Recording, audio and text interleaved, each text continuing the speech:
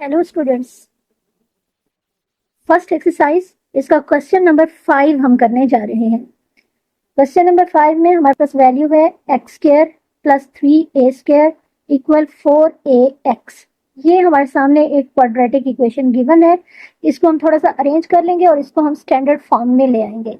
तो standard form में लाने के लिए हमने फर्स्ट टर्म एक्स स्क्वायर इसको इसी तरह लिखा plus 3a square minus 4ax equal 0। अब हम इसको अरेंज कर लेंगे। फर्स्ट टर्म में एक्स स्क्वायर, सेकेंड टर्म में 4ax और थर्ड टर्म में हमने लिखना है 3a स्क्वायर जो कि कांस्टेंट है। याद रहे कि यहाँ पे 3 भी कांस्टेंट है और इसके साथ a स्क्वायर लिखा हुआ है, ये भी कांस्टेंट है। हमारी इक्वेशन x के हवाले से क्वाड्रेटिक है। फर्स्ट टर्म में एक्स स्क्वायर है, सेकंड टर्म में x है और थर्ड टर्म में हमारे पास एक कांस्टेंट मौजूद है। अब हमने इस इक्वेशन को सिंप्लीफाई करना है। इस इक्वेशन को सिंप्लीफाई करने के लिए हम इसकी जो मिड टर्म है -4ax इसको हम ब्रेक कर लेंगे। तो ये हमारे पास एक्स स्क्वायर -4ax लिखा हुआ है, इसको हम लिख लेंगे -3ax minus ax plus 3a square equal 0। तो ये हमने -4ax को ब्रेक करके हमने इस तरह से लिख लिया है। मिड टर्म को ब्रेक करने का मेथड हम ऑलरेडी सीख चुके हैं। उस मेथड को एक बार रिवाइज कर लीजिए और इसके बाद आप उसको क्वेश्चंस में अप्लाई कीजिए। फर्स्ट टू टर्म्स में x कॉमन है, हमने x को बाहर निकाला। फर्स्ट टर्म में x आ गया क्योंकि यहाँ पे x स्क्वायर था, एक x बाहर चला गया, एक यहाँ पे रह गया।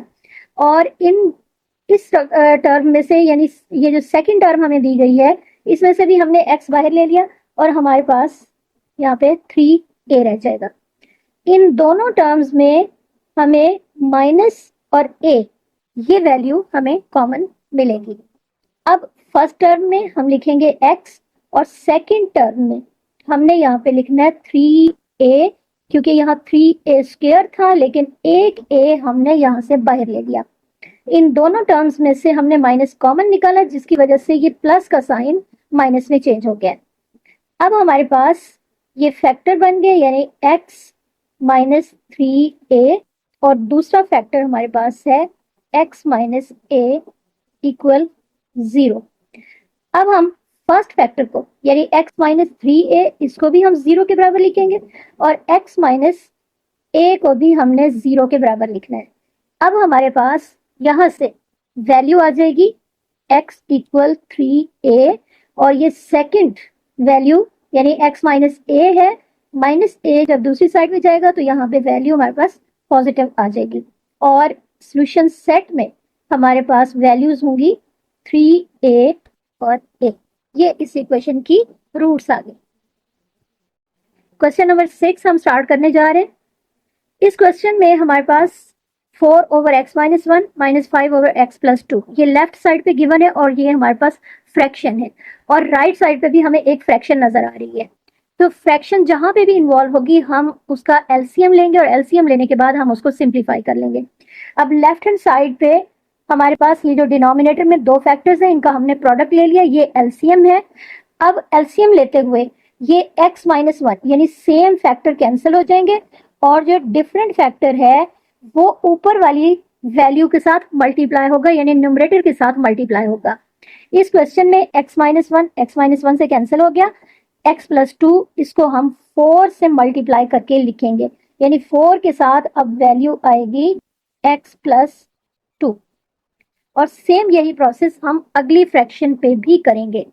तो नेक्स्ट फ्रैक्शन में डिनोमिनेटर में x प्लस 2 गिवन है तो x प्लस 2 से कैंसिल हो जाएगा, x माइनस 1 रह जाएगा और उसको हम 5 से मल्टीप्लाई करेंगे तो 5 के साथ वैल्यू आएगी x माइनस 1 और राइट साइड पे लिखा हुआ है 3 ओवर x।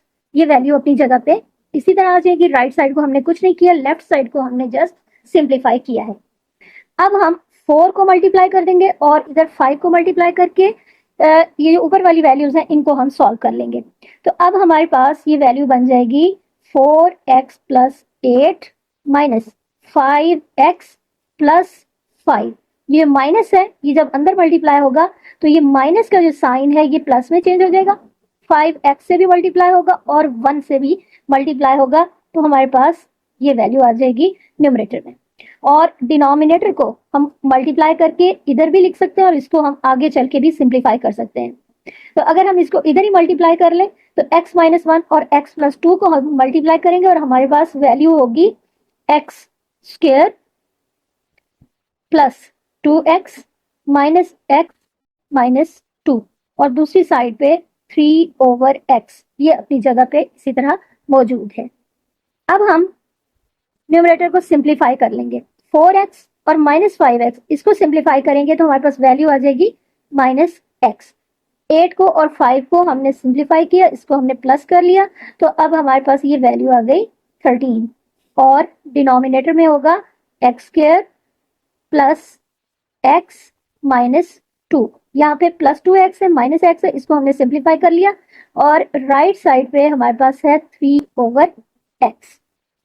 अब हम इन वैल्यूज को क्रॉस मल्टीप्लाई करेंगे, हमारे पास ये जो डिनोमिनेटर में x है ये इधर जाके मल्टीप्लाई होगा, और ये जो न्यूमरेटर का 3 है ये इस वैल्यू से मल्टीप्लाई होगा। तो अब हम यहाँ पे ब्रैकेट डाल देते हैं ताकि हमारे लिए क्रॉस मल्टीप्लाई करना आसान हो जाए। ये वैल्यू इधर मल्टीप्लाई होगी और ये डिनोमिनेटर है ये 3 के साथ मल्टीप्लाई होगा। तो अब हमारे पास ये वैल्यू बन जाएगी 3 into x square plus x minus 2, और x को मल्टीप्लाई करेंगे माइनस x प्लस 13 के साथ। 3 को जब अंदर मल्टीप्लाई करेंगे तो ये वैल्यू आ गई 3x square plus 3x minus 6, और यहाँ से हमने x को अंदर मल्टीप्लाई करना है जिसकी वजह से minus x square plus 13x, ये वैल्यू आ जाएगी। अब हम इस वैल्यू को जो कि राइट साइड पे है इसको हम लेफ्ट साइड पे ले जाएंगे, 3x square plus 3x minus 6 plus x square minus 13x equal 0। अब यहाँ पे 3x स्क्वायर है और यहाँ पे 1x स्क्वायर है, तो ये बन गया 4x स्क्वायर, और हमारे पास 3x ये पॉजिटिव गिवन है और माइनस 13x ये नेगेटिव है। इसको जब हम सिंप्लीफाई करेंगे तो ये वैल्यू हमारे पास बन जाएगी माइनस 10x, और इसके बाद हमारे पास यहाँ पे माइनस 6 इक्वल 0, ये वैल्यू आएगी। अब हम इसको मजीद सिंप्लीफाई भी कर सकते हैं, तीनों टर्म्स में से अगर हम 2 को कॉमन ले लें और इसके बाद इसको दूसरी साइड पे ले जाके इसको सिंप्लीफाई कर दें तो हमारे पास वैल्यू आ जाएगी 2x square minus 5x minus 3 equal 0। अब हम इस वैल्यू को, ये हमारे पास एक स्टैंडर्ड फॉर्म आ गई है, इक्वेशन की स्टैंडर्ड फॉर्म है क्वाड्रेटिक इक्वेशन की, और अब इसको सॉल्व करने के लिए मिड टर्म को ब्रेक करना पड़ेगा, और मिड टर्म को ब्रेक करने के लिए जरूरी है कि पहले हम इस 2 को और इस 3 को मल्टीप्लाई करें। 2 और 3 को मल्टीप्लाई करेंगे तो हमारे पास वैल्यू आ जाएगी 6, और 6 के हमने वो फैक्टर देखने हैं जो यहाँ पे मिड टर्म को ब्रेक कर सके, यानी हमारे क्वेश्चन की रिक्वायरमेंट के अकॉर्डिंग हो। तो इसका मतलब ये है कि हम 2x square minus 6x plus 1x minus 3 equal 0 लिख सकते हैं। यानी हम यहाँ पे जब मिड टर्म को ब्रेक करेंगे तो माइनस 5x को हम लिख सकते हैं माइनस 6x प्लस 1x, और ये माइनस 3 तो कांस्टेंट का है, ये अपनी जगह पे इसी तरह से मौजूद रहेगा। अच्छा, अब ये वैल्यू सिंप्लीफाई हो गई, यानी हमने मिड टर्म को ब्रेक कर लिया। अब फर्स्ट 2 टर्म्स में से हमने 2x को कॉमन ले लिया, फर्स्ट टर्म में होगा x और सेकंड टर्म में हमारे पास 3 आ जाएगा। इन दोनों में हमें कुछ भी कॉमन नजर नहीं आ रहा, इसका मतलब है कि यहाँ पे हम 1 ले सकते हैं, और जब हम 1 लिखेंगे तो अब हमारे पास फर्स्ट टर्म में x और सेकंड टर्म में इसी तरह ये वैल्यू यानी कि 3, ये हम लिखेंगे। अब x माइनस 3 ये वैल्यू आएगी, और इसके साथ हम लिखेंगे 2x प्लस 1 इक्वल 0। इसके बाद हमने x माइनस 3 इसको हमने 0 के इक्वल लिखना है, और 2x प्लस 1 इसको भी हम 0 के इक्वल लिखेंगे। अब हमारे पास ये वैल्यू है x माइनस 3, यहां से हम x की वैल्यू फाइंड करेंगे। -3 है, दूसरी साइड पे ले जाएंगे तो x की वैल्यू हमारे पास आ जाएगी +3। और इस फैक्टर में से पहले हम 1 को दूसरी साइड पे ले जाएंगे, ये -1 बनेगा, और इसके बाद हम 2 को दूसरी साइड पे लेके जाएंगे तो हमारे पास -1/2 ये वैल्यू आ जाएगी। तो ये हमारे पास इस इक्वेशन का, या फिर ये जो क्वाड्रेटिक इक्वेशन जो कि हमें स्टैंडर्ड फॉर्म में भी गिवन नहीं थी बल्कि फ्रैक्शन फॉर्म में थी, उसको पहले हमने स्टैंडर्ड फॉर्म में चेंज किया और इसके बाद हमने इसको फैक्टराइज किया। तो ये क्वेश्चन हमारा कंप्लीट हो गया। Question number 7। क्वेश्चन नंबर 7 में हमारे पास वैल्यू है 2x² - 3/4 = x/2। ये एक क्वाड्रेटिक इक्वेशन है लेकिन ये स्टैंडर्ड फॉर्म में नहीं है। हम इसको पहले सिंप्लीफाई कर लेंगे और इसके बाद हम जब ये वैल्यू स्टैंडर्ड फॉर्म में आ जाएगी तो फिर हम इसको फैक्टराइज करेंगे। अब इसको सॉल्व करने के दो मेथड है। एक तो ये है कि ये जो 3/4 लिखा हुआ है इसको हम दूसरी साइड पे ले जाएं, राइट साइड पे ले जाएं, और वहां पे हम इसको प्लस लिख के इसके बाद हम इसका एलसीएम ले लें। और ये भी हो सकता है कि इसकी जो लेफ्ट साइड है इसको हम इसी तरह सॉल्व कर लें, 2x² - 3/4, और इधर हमने लिख दिया x/2, और यहाँ पे फर्स्ट टर्म के डिनोमिनेटर में हमने 1 लिख दिया, क्योंकि किसी भी वैल्यू के डिनोमिनेटर में, किसी भी नंबर के डिनोमिनेटर में अगर कुछ नहीं है तो फिर हम वहां पे 1 लिख सकते हैं। अब 1 और 4, इसका एलसीएम 4 आ जाएगा, और 1 को जब हम सॉल्व करेंगे 4 के साथ तो हमारे पास 4 ही आएगा, और इसके बाद हम यहाँ पे लिखेंगे 8x²। तो ये हमारे पास फर्स्ट टर्म जो है ये हमने सॉल्व कर लिया। अब 4 को 4 के साथ कैंसिल कर देंगे, 1 आएगा, और 1 को हम इस 3 से मल्टीप्लाई करके इधर लिखेंगे, और दूसरी साइड पे हमारे पास है x/2। अब हम ये जो 2 और 4 है इसको हम क्रॉस मल्टीप्लाई भी कर सकते हैं, और ज्यादा सिंपल ये है कि हम यहाँ से ये x/2 को ऐसे रहने दें, और ये जो 4 यहाँ पे डिवाइड कर रहा है इसको दूसरी साइड पे ले जाएं तो ये उधर जाके मल्टीप्लाई करेगा, ये मल्टीप्लाई हो जाएगा।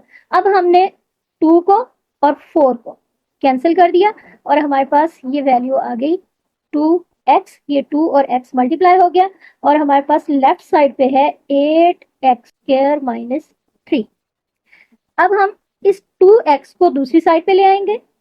जब हम 2x को इधर लाएंगे तो हमारे पास -2x = 0 और 8x² - 2x - 3 = 0। ये हमारे पास एक क्वाड्रेटिक इक्वेशन आ गई, और ये क्वाड्रेटिक इक्वेशन इस वक्त हमें स्टैंडर्ड फॉर्म में भी नजर आ रही है, क्योंकि फर्स्ट टर्म में x² है, सेकंड टर्म में x है, और थर्ड टर्म ये एक कांस्टेंट नंबर यहाँ पे मौजूद है। अब हम इसकी जो मिड टर्म है उसको ब्रेक करेंगे। मिड टर्म को ब्रेक करने के लिए बहुत ही आसान सा मेथड है। इसमें हम 8 को पहले मल्टीप्लाई कर देंगे 3 के साथ। 8 और 3 को जब मल्टीप्लाई करेंगे तो ये वैल्यू हमारे पास आ जाएगी 24। 24 के डिफरेंट फैक्टर बन सकते हैं। 24 का एक फैक्टर होगा 1 मल्टीप्लाइंग बाय 24, दूसरा फैक्टर है 12 मल्टीप्लाइंग बाय 2, 3 मल्टीप्लाइंग बाय 8,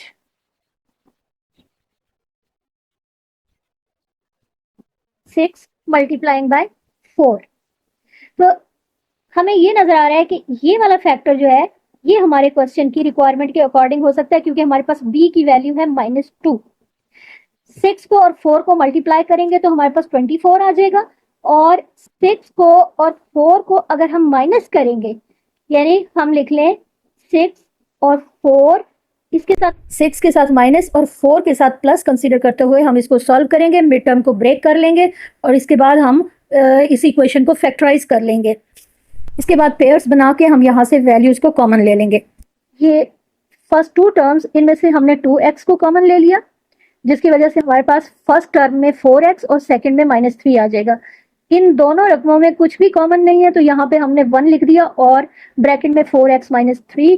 तो अब हमारे पास ये वाली टर्म, इसमें 4x माइनस 3 कॉमन है, ये बाहर निकाल दिया, और 2x इसको लिखेंगे, और यहाँ से ये सेकेंड टर्म में से हम +1 ले लेंगे और ये वैल्यू 0 के इक्वल होगी। अब हमें क्योंकि हमारे पास एक ये क्वाड्रेटिक इक्वेशन है, तो क्वाड्रेटिक इक्वेशन की हमेशा दो वैल्यूज आती हैं, दो रूट्स आती हैं, x की दो वैल्यूज आती हैं। तो इन दोनों फैक्टर्स को जब हम 0 के बराबर रखेंगे तो हमारे पास x की दो वैल्यूज आ जाएंगी। ये -3 है, ये दूसरी साइड पे जाएगा और ये उधर जाके ये +3 बन जाएगा। 4 यहाँ मल्टीप्लाई हो रहा है, दूसरी साइड पे जाके ये डिवाइड होगा और ये हमारे पास एक रूट या x की एक वैल्यू हमारे पास आ गई है 3/4। बिल्कुल इसी तरह अब हमने दूसरी वैल्यू भी फाइंड करनी है। 1 दूसरी साइड पे जाएगा, -1 बनेगा।